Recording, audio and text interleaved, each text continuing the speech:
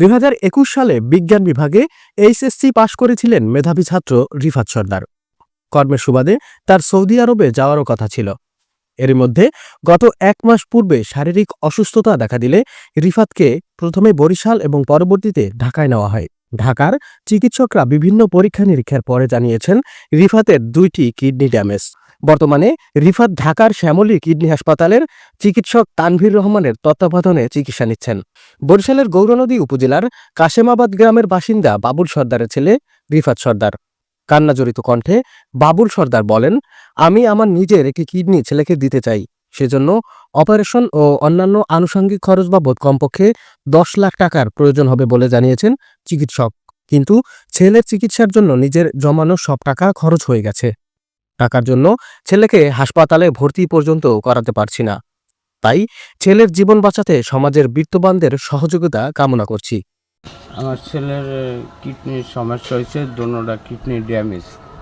অনেক check up টেকআপের পরে পাওয়া গেল যে কিডনি ড্যামেজ।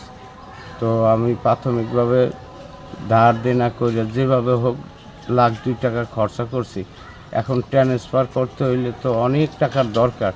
তারপরে আমি ডোনার হয়েছি, এখনও চেক আপটা আসে নাই।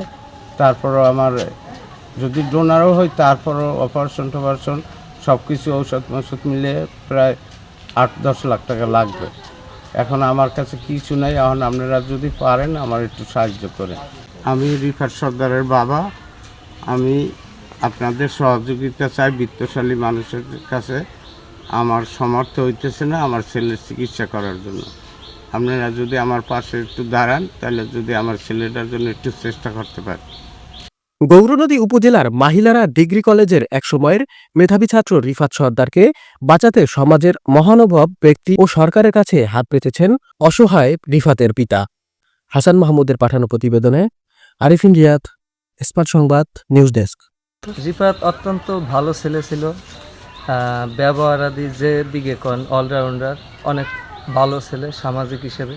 কিন্তু হঠাৎ করে 1 মাস যাবৎ তার কিডনিতে প্রবলেম হয়ে যায়, দোনোটা কিডনি ড্যামেজ হয়ে গেছে। তারপর তার ফ্যামিলিগতভাবে চালাইতে আছে চিকিৎসা। এখন তো সবাই একটু সহযোগিতা না করলে পারা যায় না। এই জন্য আমরা চাই সবাই একটু সহযোগিতার হাত বাড়াইয়া ছেলেটা একটু ভালোর দিকে আনার চেষ্টা করে।